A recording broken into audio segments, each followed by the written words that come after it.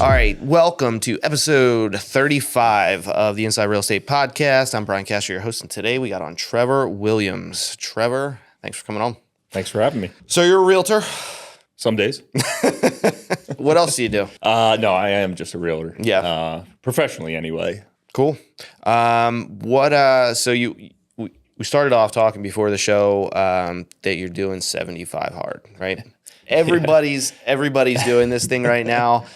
Tell me about it. Like, what's it all about for those who may not know? Yeah, I wasn't anticipating coming on and talking about it. It's funny. I saw a meme video yesterday where a guy walked in and ordered a club soda at the bar, and the bartender, didn't ask anything as a follow up, and the guy starts to say that I'm doing dry jan, and it cuts off, and it goes to that Paramount, like before you get the movie, the movie starts, it says no one cares. So apologies to anyone who's probably like, no one wants to hear about it. But no. It was just like I was saying, it was something that started in the office. A couple people were doing it, and it's something that kind of is more of a mental challenge than a physical one. So it was just kind of went in both feet and see what happens. Yeah. So far so good. Like it's manageable. It's only day 10, so a lot can happen.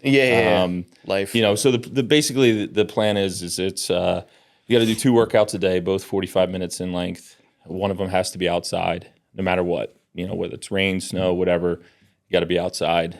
You have to do a gallon of water a day. Mm-hmm. You have to do what else? Oh, you have to do a progress picture.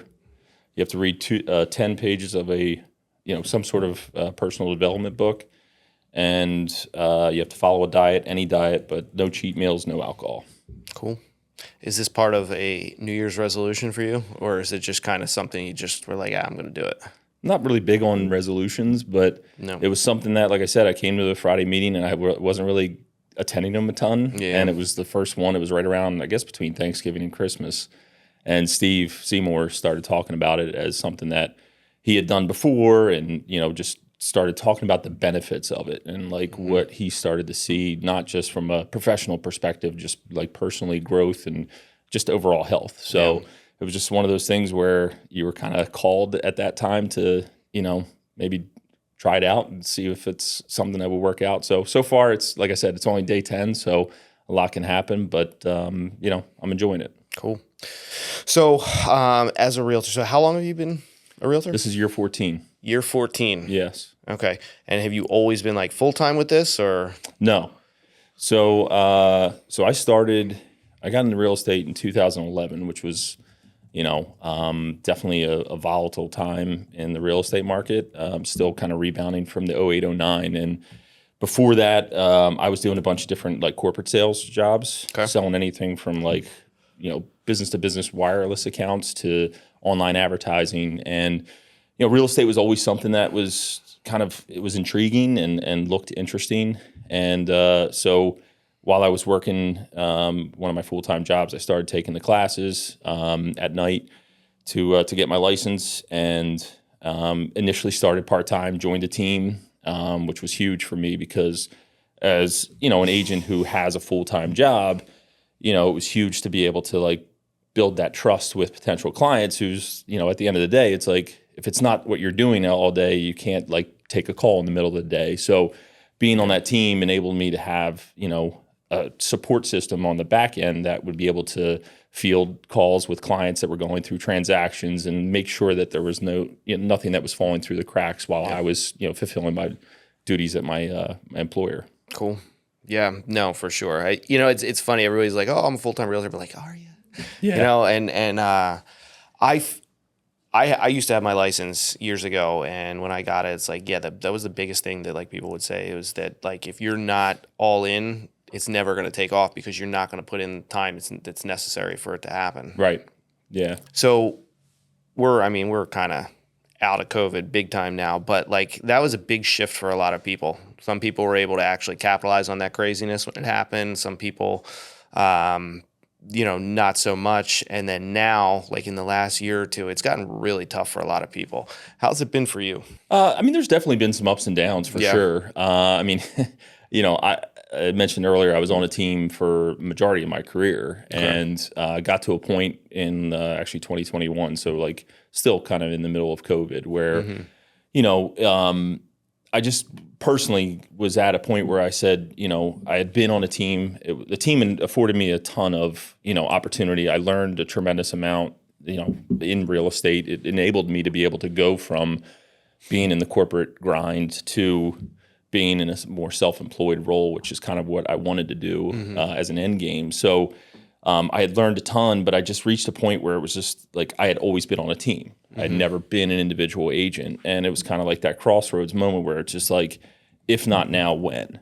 So 2021, I made the decision to come to VRA and, you know, kind of go out on my own. And, you know, the thing that I just kind of always told myself is that I'd rather have the regret of trying and failing than the regret of never trying at all. Sure. Like to go on my own. So that was kind of my thought process. So first year on my own, you know, it was pretty decent. And then, you know, I had some family things that kind of came into play in 2022 that impacted my business, rebounded a little bit in 2023 and 2024. And, you know, I think now I'm in a much, I've learned a lot of what the difference between being on a team and now being as an individual agent. So it's enabled me to be kind of position myself to moving forward to be, you know, start to, you know, see that growth. Sure. Yeah.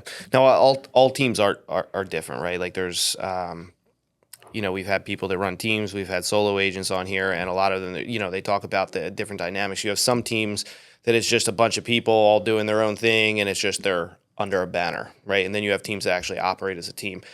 What was your experience like, you know, being on a team? I mean, it was definitely a good team. I mean, I was there for 10 years. So, like, I feel like you don't stay somewhere where if it's not a conducive environment. So, again, I mean, I have everything that I learned or, you know, how I grew in real estate, I have, you know, to credit the time on that team. So, I mean, there was definitely, like, people that come and go, which is the case in every team, right? So, but, you know, it was always a good dynamic, like, playing sports growing up. It was so it wasn't a bad situation you were leaving. It was just It was just something growth. Yeah, essentially. Yeah, called a midlife crisis. It was just one of those things where I literally was just, you know, and it had been festering for a few years where it was just like, all right, it's not that the team wasn't going well. It's just more or less like, as a person, like you kind of want to challenge yourself. You want to see, okay, can I do this on my own, or am I a product of just being on a team? And that was kind of the reason why I ultimately was just like, you know what, if not now, when? Yeah. What did you have to change going from on a team to solo? Like, what was the biggest change for you? So for me, I would say that, you know, in the team environment, obviously, like, you're benefiting from multiple different things. You're benefiting from the exposure of being on the team. You're benefiting from the support system. So, you know, when you go from being on a team where you have, you know, inbound leads that were coming in and that was something that I was able to, I found a niche in being very good at converting internet leads, where like sometimes people were, you know, saw struggles with them, or, you know, it was just like something that I guess it was probably from my previous sales experience of just, you know, the follow up and just kind of making the phone calls and doing those things. So I was, you know, you had those kind of inbound opportunities that were coming, and then you know it going in that, like, okay, when you're on your own, that you are on an island, like you do have to produce, you do have to generate your own leads. Yeah. So that was, you know, certainly a challenge. You know, it's like, okay, it's saying it and then doing it is another thing. Yeah. So, you know, thankfully, you know, I've had opportunities that kind of got me started. But, you know, there's definitely been instances where it's like you get so deep into the business when you're working deals and you're negotiating and you're doing things to get, you know, the deal to closing, that, you know, it's very easy to have that prospecting aspect or that outbound aspect of, like, you know, cultivating new opportunities fall off, and you definitely realize it when it's like those transactions close and it's like you don't have anything because you've been investing too much time. So it's like when you're on an island, you don't have that support. Navigating that and finding new systems was definitely a challenge. How did you tackle that, having to go and get your own business at that point? Yeah, you know, So how I guess what what were some things you did? Like what was the game plan for you? So, one of the things that I did first off was that I did have a transaction coordinator in place. So, so that was someone that I had a relationship with who had, was on the team before, and then she left. Unfortunately, she's no longer in the business anymore, but she was, someone that we always would say, like, we always would want to work together again. And so I had her come on, Jill, and she was awesome. And like having worked with her already, that was huge. Like we already had an understanding of how each one of us operates, and it was a smooth transition. And she made some changes in her professional life, and that kind of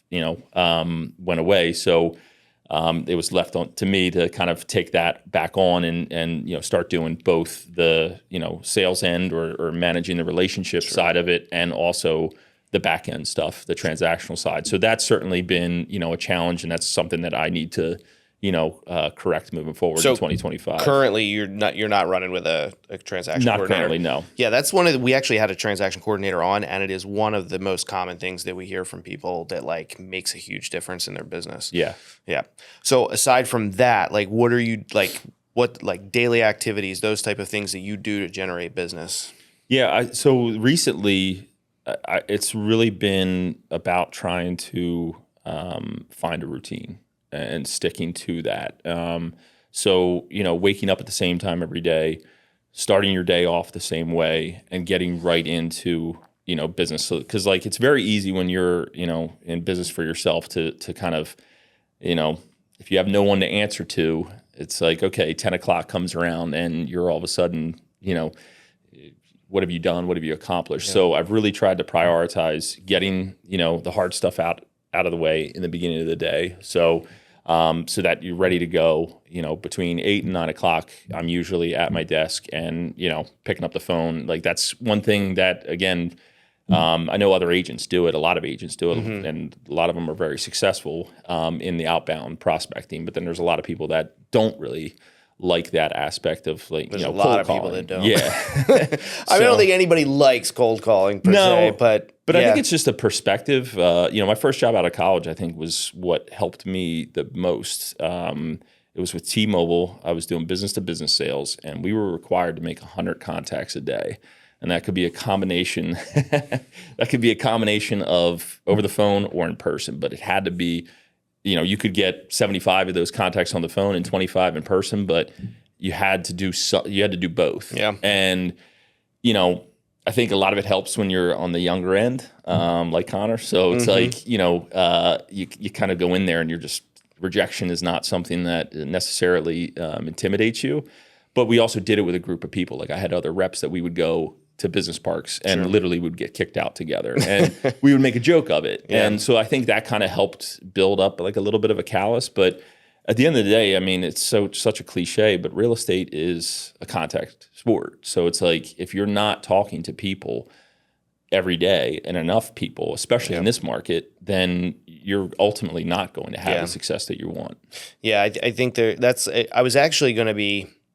So you kind of mentioned like kind of getting into a routine. I was actually one of the things I was going to ask you, was the discipline factor a big shift for you?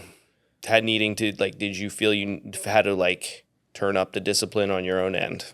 For sure. Yeah. Yes. And, it was one of those things, like I said before, that I had, business right away that I was, working on. So that helped like kind of create instant momentum. But if you allow it, like any small business and especially real estate, and especially with some of the things that we've seen recently with how the market has shifted so much, in that like you have to dial it up a little bit more. And that was one thing that I think looking back, I could have done a better job of, yes, I had good momentum going into, being an independent agent, but it's maintaining that. And like those are things that I've learned. So to answer your question, that has helped you go through those experiences where helps you realize it's like, okay, you need to be more disciplined with your time, because again, it's it's very easy when you have no one to answer to be able to take a call that someone wants to go golf and you're out there. And I think I mean, it sounds like you have a business mindset. There's a lot of agents that they never find that flipping of the switch where they're like, I'm not an employee, I'm a business owner. And it's like, yeah, I'm under a banner of a company, but if, it's on me. Yeah. And a lot of people never switch that mindset for themselves. And then they're just kind of constantly just doing like weeding your garden in the middle of the day, or just because you have the flexibility of the time doesn't mean you have to take it. You should be, some people think that they, hey, in theory, I could make 6 figures in 3 or 4 transactions, but then it's like, it's also easy to get comfortable when the money comes like that, but it's not that easy either, is it? Right. No, it isn't. Talk about what's really involved for an agent with working a transaction, buyer or seller. I think especially the last 3 or 4 years, and again, that's the time that I've been out on my own, the market has changed so much. I mean, it's been a seller's market. Everyone hears it, everyone knows it, especially in southeastern Pennsylvania, where it's like, people have not been making those moves that in years past they have, so it's like you have to make more contacts. You have to be having more conversations than you were 6-7 years ago, when the market was a little bit more kind of in the middle, before it started to become this aggressive sellers market. So, when it comes to like working with a buyer or seller, I mean, sellers obviously right now they have what the market wants, right? The market is, in desperate need of supply. There's so much demand out there still.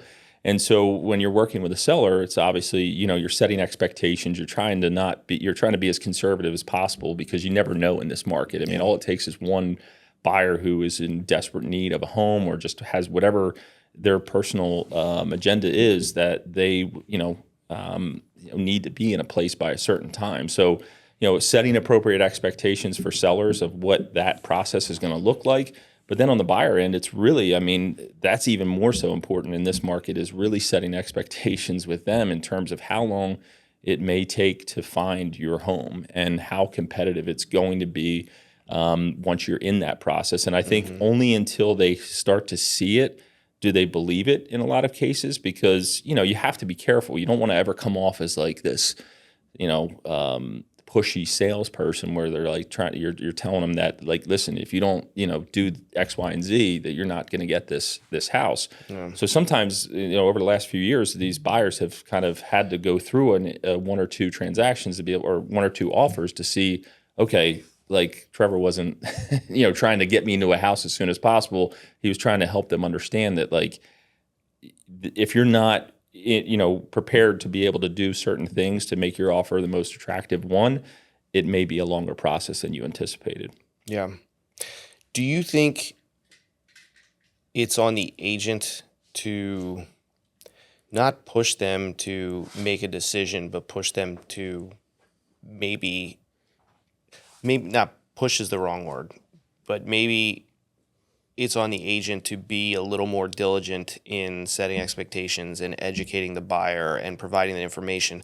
Because prior to all of this crazy seller market action we've seen since COVID, right, it was the advice that people have been giving buyers, like in recent years, is like completely antithetical to what they would have told them before. Waive inspections, like not telling them you have to do it, but saying, hey, listen, this is what it's going to take, or in a lot of cases, to be competitive, or giving other concessions and things like that. Yeah, I mean, from the time that I got into the business, it was the complete opposite. It was a buyer's market, because it was still a rebound from the 08-09 crash. So, ton of inventory. Buyers could go in and basically name their price, do inspections, have the seller cover all, make all kinds of concessions, and then here we are, 14 years later. And it's the complete opposite. So, I've always said, like, throughout the years, I would never tell any of my clients to do something that I wouldn't personally do. So that helps me to be able to, like, when I'm having these conversations, and you have to have them with your clients, and we've had them over the last few years where it's like, they come to you and they say, Trevor, what do we need to do to get this house? And, like you said, you don't want to ever tell them, and we can't, I would never tell someone to just not do inspections. But what I can say, when you're working on both sides, working with both sellers and buyers, when you're working with sellers, you're seeing the offers that are coming in. You're seeing how aggressive buyers are. I mean, like sometimes it's that fine line between being aggressive and reckless. And like there have been more reckless buyers in the last 4 years, 5 years than they were, as long as I've been in the business. So it's really important to set the expectations up front. And like when I'm meeting with buyers that I'm going to start working with, like that is something that when we have that initial conversation, it's like, listen, this is what I am seeing in the market. When I'm representing a seller, I'm getting offers that are, doing all of these things that are very aggressive. And so, you try to set those expectations. You try to let them know up front, this is what you're going to run into. But a lot of times with some buyers, it takes 1 or 2 instances to see that come to fruition before they are like, okay, he wasn't kidding. Like this is a legit, like if we're going to want to put an offer in on this house. So, when we get to that point, by the time we get to that point, the buyer is kind of answering that question. It's like you have to put it in their position to say, what are you willing to do to get this house that, if you wake up tomorrow morning and they tell you that, you still didn't get it, you're not going to have any regrets. And then, leave it to, give them the information that they need. But also, I also like to sleep at night. So it's one of those things where, if I'm looking at a house and, I'm not a home inspector, obviously, but having been a part of enough, you just kind of look at it and you're saying, do you really want to have a buyer, regardless of whether it's a first-time buyer or, someone who's bought multiple properties, if you're seeing potential red flags, there's definitely been those instances where you have a conversation with a buyer and you say, listen, this may not be the right one. Yeah. And you just kind of have to trust your gut at that point. Have we been in this market long enough that they get it, or is there still a lot of pushback when you're explaining these things that they may need to consider? I don't think there's pushback, and I think it just depends on how much that buyer has educated prior to having the conversation, prior to engaging with a real estate agent, to determine how prepared they are. But I think it's one of those things where it's like, it's easy to have that conversation, but when it's actually in that moment where it's like, okay, I'm putting an offer in on a house, for most people, unless it's an investor, it's the biggest investment that they're going to make. So the nerves and the how your mind is reacting in that moment, as opposed to before being in that be engaged in like the potential of purchasing this house, it's a little bit different. So that's what I was saying earlier, where it's like I think a lot of buyers have had to go through it once to be like, okay, now I'm prepared the next time that it comes up to like, I know what to look out for and what to be ready for. Do you see them coming in more educated, like as you're working with buyers? Because we've been in basically this scenario with the competition the way it is for a while now. Are they coming in more educated, or still kind of a lot that you have to do in that department? I think it depends, but most buyers are pretty, regardless of the level, are definitely educating themselves ahead of time. And I think it's just the day and age that we live in, whether it's social media, YouTube, all of those resources that are out there, and also a lot of times when people come in and I'm talking to them, they've had friends or family members that have, been involved in a real estate transaction recently that can kind of give them that other, opinion as well outside of the, real estate professional. Yeah. Do you find buyers you've worked with in recently, like, I always talk with my clients, so like I kind of, I'm always hearing stories and things like that. Do you find that buyers you work with you may have provided them with all the information and say, these are things that you may need to consider to make yourself competitive enough to win this house, right? Let's say it's something like waiving inspections or giving whatever it would be. Do they need to lose 2-3 offers before they are comfortable to the point where they're like, all right, we need to make this happen now? I think it's just case by case. I mean, some people get it a little bit sooner. And I think it just really comes down to the personality type. I mean, there are some people that are more adverse to risk than others. So it's really understanding your client up front, right? So it's like you kind of get an idea in that initial consultation. And that's why it's like that's an important step in the buyer process, because like, there's a lot of agents out there. There's obviously a lot of buyers and sellers. I'm not for everyone, and I know that. And so, having that buyer consultation up front is really important to understand who you're kind of dealing with, what type of personality are you dealing with, because that'll enable you to be able to coach them a lot better throughout that process, but ultimately giving them the information that they need to be able to, make the decision as best as like from a position of being as comfortable as possible with what they're willing to forego to be able to get that house. So, I think some buyers are going to take a little bit longer. Like one buyer might, it only takes one transaction to lose out and say, okay, now I know what I have to do the next time, and I'm not going to wake up the next morning and have regret. Whereas other buyers are like, they're more content with like, okay, if I lose out on this opportunity, then so be it. Like, I just didn't feel right for whatever reason. Cool. Yeah, I think so too. I've had agents where it's like, man, like how many times you got to get kicked in the nuts before you're either going to realize it's not the right time for you to buy a house, or you're going to pony up and do what you got to do. Because I've heard times like 10, 15 offers sometimes. Yeah. But I don't hear that as much as I did a few years ago. Okay. So you just said, you're not for everybody, right?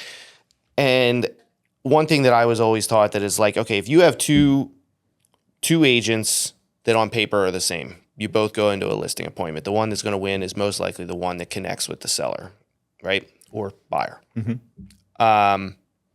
How important do you think that is to your business that you've seen for you to just be who you are and not try to put on, create a persona that's not you at all? I've realized that the longer I go into my career, that it's really important to be as authentic as you possibly can. And, I think it's in the best interest of both yourself and, more importantly, the sellers or buyers, because the last thing that a seller wants to do for a home that they've owned for however many years is realize, halfway into the transaction that they're not seeing eye to eye with their agent. They're not, there wasn't a trust that was built, in that initial meeting. And I think that's our responsibility as agents, or in any profession, where it's just like when you're sitting with a client, it's if your authentic self is not connecting with them, and you should, most often or not, like you're sensing whether or not, okay, when we get into the trenches, if there's something that goes sideways in this transaction, are they going to, adhere to, or like how I kind of communicate and how I'm, trying to coach them through that process? Or is there going to be a potential stumbling block? Because at the end of the day, that's not going to be good for them. If they're going to have an agent that's not, positioning it the way that they want it to be positioned, then there could be, that's not good for anyone. If you're midway through a transaction, they're getting ready to move, packing up their house, starting that next chapter, wherever that may be.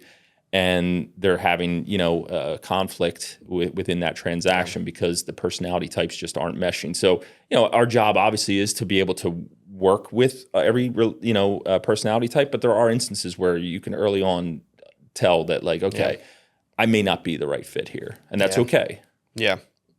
No, I think so. It'd be kind of crazy. You're like, this is who I am, sign the paperwork, and then when shit gets emotional in the middle of the transaction, you're like, you're not the guy we talked to. Right. Yeah. No, and that's why you have to kind of disconnect yourself from the outcome, right? Like when you go into a meeting, whether it's with a buyer or seller, it's like, obviously you want to work with everyone as a real estate agent. So it's like, I don't encounter anyone that I wouldn't want to, try and earn their trust. However, the reality is that you're not going to be a fit for everyone, and then there is another agent or multiple other agents that will be a better fit for them. And it's just one of those things where you'd rather, if that's the reality after we leave, then there's really, from my perspective, no harm, no foul, because it's more practice for me to be in front of people. But also it's like, it's saving me the time and energy from being in a working relationship where, that maybe they're not, the trust wasn't established up front or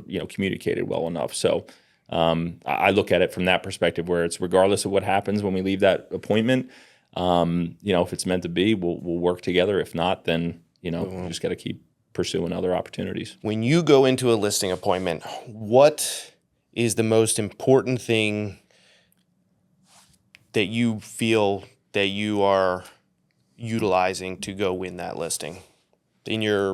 Whether it's tactics you use, marketing, like what's the most important thing that you think wins you listings?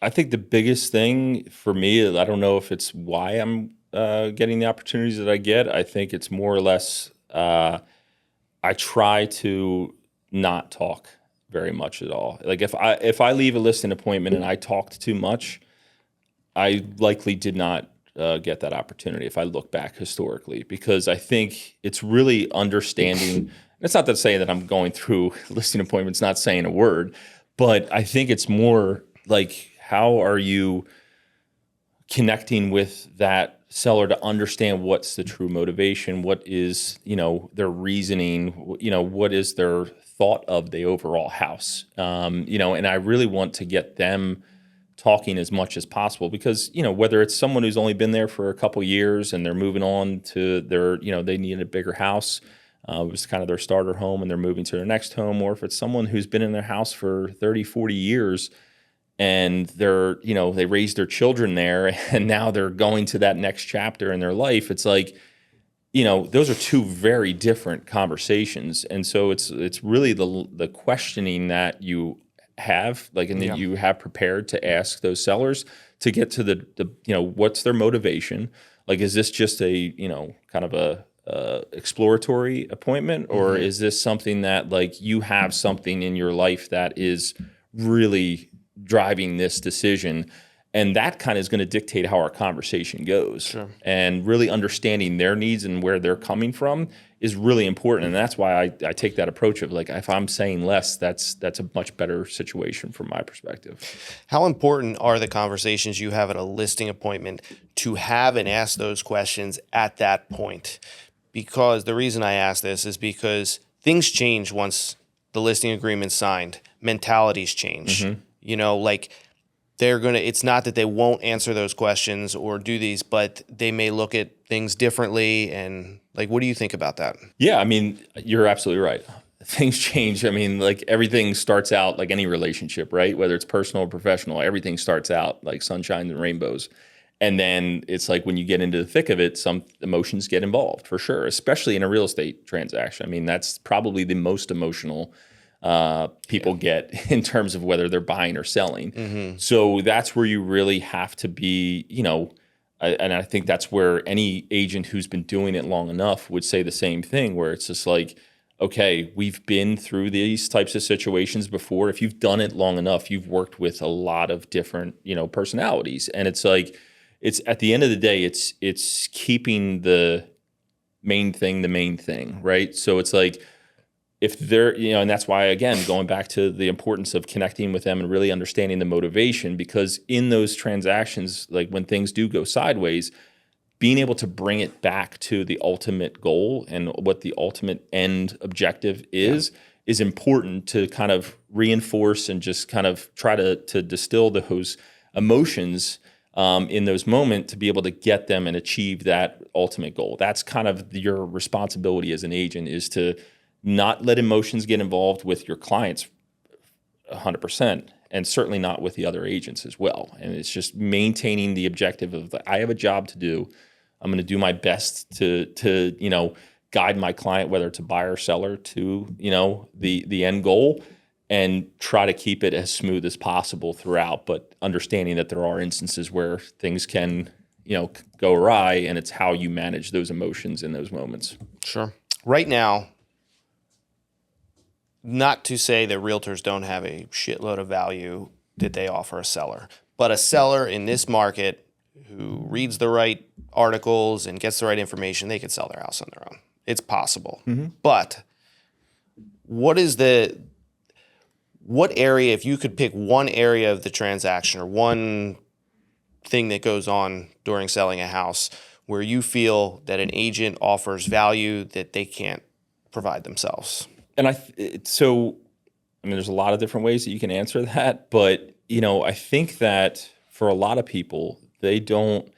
So you start out with, like, upfront with the showings, right? So if you're a seller who says, and in this market, I call for sale by owners, and, the conversation that I have is like, listen, I commend you. Like, I don't blame you for trying to sell your house on your own. I mean, this is a market that couldn't be more conducive to that, right? Not back in '08. Right, Back then, forget about yes, it. Exactly. So it's like, you acknowledge that, like, there's plenty of for sale by owners that go from start to finish, and get their home sold. And so, a couple things that I think some people don't, it's like the showings of their homes, right? Like, how are you vetting that buyer before they come into your home, right? Because as a real estate agent, it's our responsibility. If we're doing our job the right way, we're not taking time out of our day to, show someone who's not qualified to buy the house. And that's a little bit more difficult. Is it just qualifications, or is there other things that vetting that person coming through the house is? Well, yeah, I mean,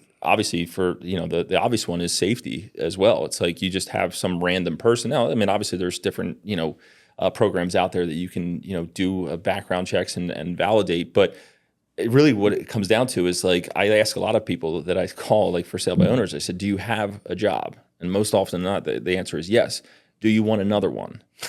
And, so so if the answer is yes, then okay, then maybe they do really want to give this a shot. But if the reality is you have your hands full with your, full-time job, do you really want to have the vetting of these buyers coming into your house, like both from a, qualification perspective and also just from a safety perspective? Mm-hmm.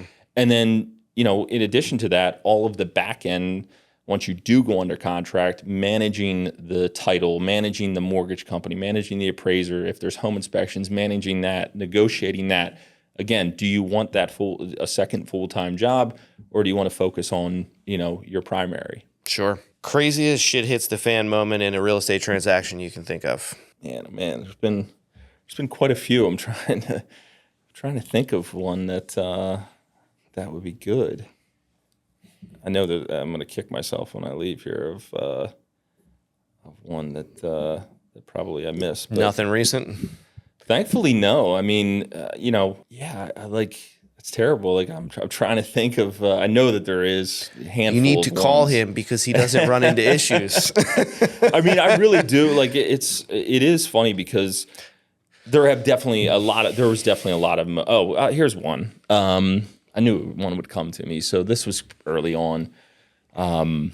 So first time buyer, or no, they were buying their second house, and I was working with them, and we show up at the pre-settlement walkthrough. And this was at a time where, pre-settlement walkthroughs were like, schedules were changing, numbers were changing. This was before the 72-hour window of, like, disclosing numbers and stuff like that. So it was just everything, like, things, like, there was multiple HUDs being printed out and settlement statements at the closing table at this time. So anyway, it was a little bit crazy. We show up to the walkthrough, and there's a huge sailboat just still sitting in the driveway.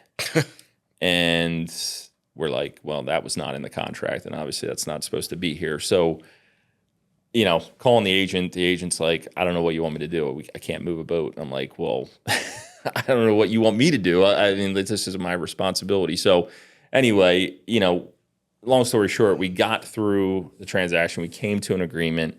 The boat was eventually, they had to hire some guy who was, I forget where he came from. It was down, like, I want to say, like, North Carolina. Mm-hmm. Had to drive all the way up with a special trailer. I mean, it was a huge not a small one. It was not I mean, I would say like a 36 to 40 foot boat, like, just parked in the driveway, and the sellers were like, we couldn't find anyone.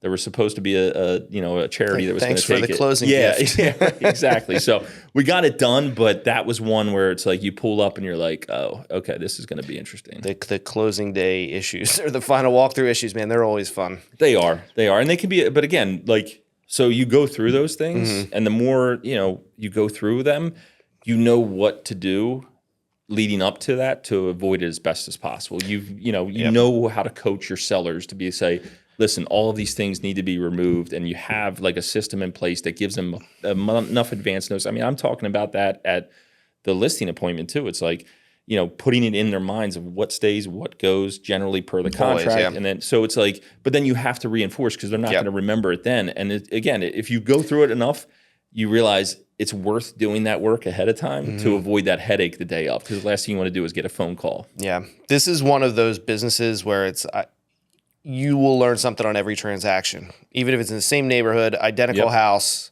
It could be the buyer, the seller, the other agent. There's always something you learn.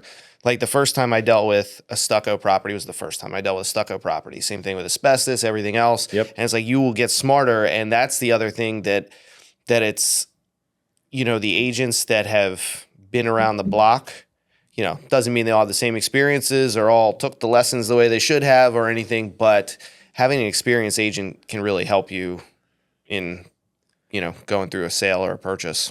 100%. Yeah. I mean, it's being able to navigate and having that prior experience to go off of and be able to say, okay, I've been involved in situations like this. Stucco is a great example where it's just, and that gets back to kind of what we were talking about earlier about managing expectations, because, when you do get into a house and a buyer gets an offer accepted, there's a ton of excitement. And then it's like, you start to get through the inspections and there's things that pop up, and as an agent that these are all things that can be corrected, and there are things that we can get this done, and the seller, we'll be able to hopefully negotiate with them. But, the buyer in that moment could be very overwhelmed with all the different things, thinking that the house is going to, fall down.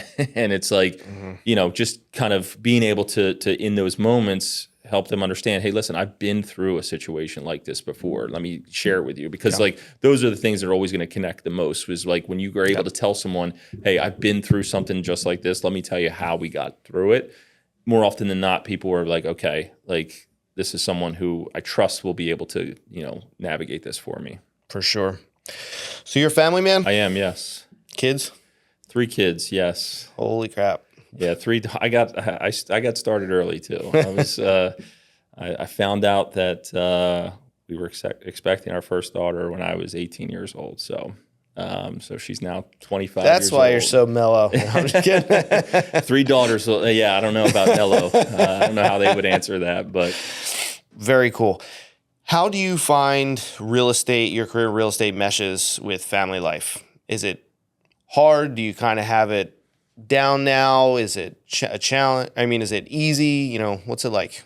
I think it's when you've been doing it long enough. It's my kids have gotten like they understand it. They've been in the car with me when we're having some pretty challenging when they know I'm having a pretty difficult conversation, whether it's giving a buyer or seller news that maybe they weren't really hoping to get, because that's a lot of what we have to do in this business is, have a conversation, very difficult conversations in terms of like something falls through with a buyer's financing and you got to pick up the phone and let the seller know. So they've witnessed quite a few of those conversations, but I think like anything else, it's just finding that balance. I mean, I'm very grateful for this industry because it does afford me to be like really not miss a lot of things with my kids. And, it's like, and that was, again, another one of those things when I was on the team that helped me is having that support system so that like if I'm away at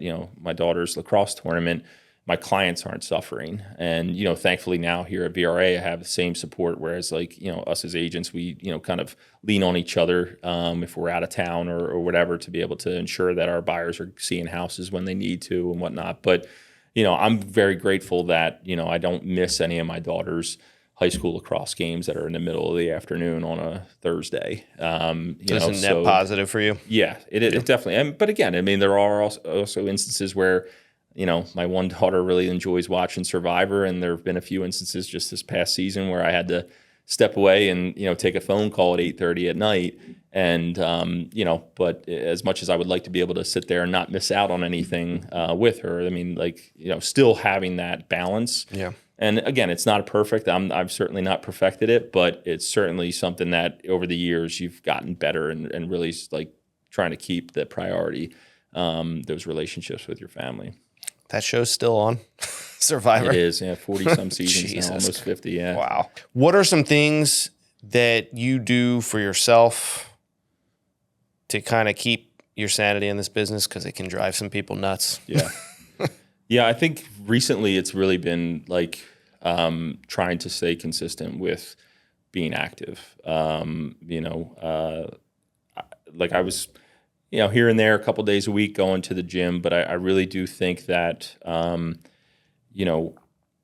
I can credit a lot of my adjustments that I've been able to make, not only in my routine, but also just in how I feel and how I manage certain, ups and downs in the real estate business to, prioritizing, my fitness. Like I said, just getting up at the same time every day and getting that out of the way has been a huge priority, because there's been plenty of times throughout the years where it's like, oh, I'll go in the afternoon, or, I'll go at night.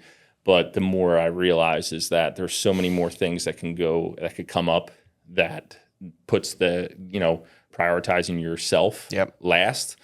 So it's just, it's making sure that you get up at an hour where you can get that out of the way, and then also, not sacrifice any type of, that prime business hours. Yeah.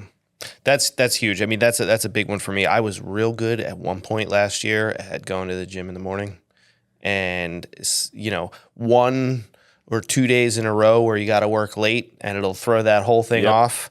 And then it's like, okay. And then we were busy to the point where it's like, I'm keeping working late. And then it's like, damn it. And then once you get out of that routine, then you got to like work to get back into it. So gosh. Yeah, I was saying that to my daughter just a couple of weeks ago. It's just like, it's almost harder like to get back. Like once you've established the routine, and then like something happens and you go a couple of days and that routine's now off, it's like even so much harder to get back to that than it was the initial time. At least that's what I've found. Yeah. So it's just like, that's what I, having gone through that multiple times over the years has really, helped me to be like, all right, no matter what, like it's just a non-negotiable. You have to do that. You have to get it out of the way before anything else could possibly divert you from there.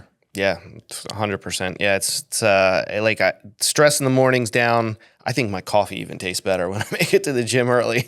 I don't disagree. It's definitely, I've seen that.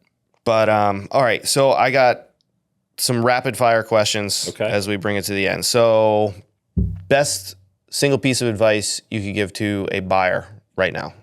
Best single advice I would give them is, I would just say, be patient, but also be prepared.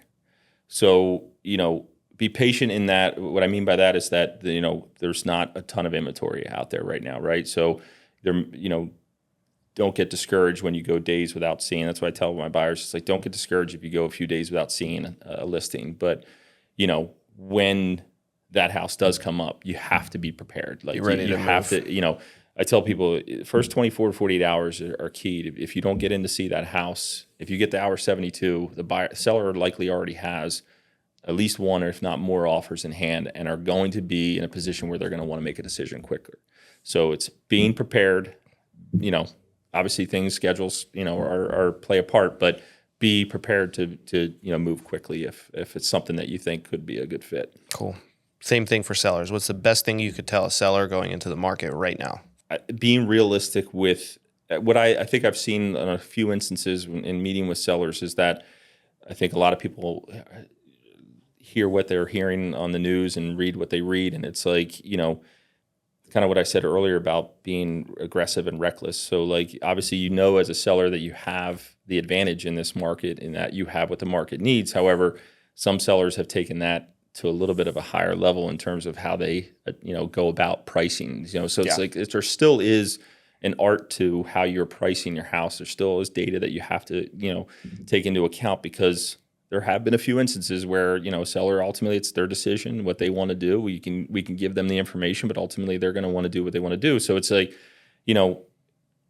helping them understand that if you do those things right up front, you're going to be in a far better position of having leverage than if you sit on the market for, a couple weeks in this market.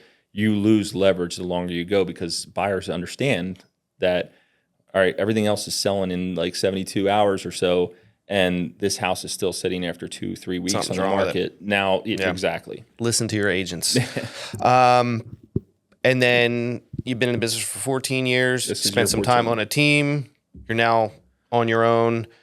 If somebody is one of those crazy people in society, decides they want to get into the business right now, what's a great piece of advice to get them going? I would just say prioritize having conversations. You know, again, just over the last few years, I've really realized that it comes down to, you know, how many people are you talking to? How are you getting in front of people that, you know, are either looking to buy or sell or invest in real estate? Like, so, you know, it's still one of those things. Obviously, a lot of people go to the social media route, and, you know, which is obviously a huge thing in this, you know, the year that we're in now. But it's still conversations as well. So it's finding that, like, social media certainly for a lot of people, and a lot of people are doing, you know, That's really where the well. conversations can start too. Absolutely, 100%. And that's how people get an idea of who you are, the type of personality. Would I want to work with them? But at the end of the day, it's like, that's certainly something that you have to do. But I think early on, it's all about having opportunities. And, you know, the only way you get opportunities are finding people who, if they're not raising their hand saying that I need to make a move, you have to be, you know, outwardly finding those opportunities. And the only way that, you know, not the only way, but one of the, you know, key ways that have worked well for me at least is, you know, picking up the phone or getting, you know, in person with people and having those conversations and seeing if there are any motivations. Awesome. I think that's great advice. And then lastly, we ask all of our guests this: send us off with a positive message to the world. Man, positive message to the world. I mean, I'm excited. I feel 2025. I think there's a lot of things that are inspiring to me. I'm excited about the future, and I think it's just for me. I would say perspective. It's one of the things that I've really tried to. I'm not great at it, but really try to put things in perspective on a daily basis, you know, and really just kind of say, being grateful for things that in my life that in years past I've taken for granted, you know, little things. And there's been, you know, people in my life that have gone through some things that have maybe helped me realize that a little bit more, especially in the last few years. But you know, it's just really being grateful and putting things in perspective, because it really does help in those moments where it's like you feel like everything is going sideways and like, what's next kind of thing. But in reality, like, there are a lot of things to be grateful for. And when you're able to do those, you know, kind of think that way, it helps, you know, the day, and helps manage those difficult times and, you know, small moments in your day that, you know, to kind of overcome them. Awesome. No, I think that's a good piece of advice. Man, you're full of the advices today. That's it, man. Awesome. Thanks for coming on. Absolutely. Appreciate Thanks for it. having me. Appreciate it. You got it.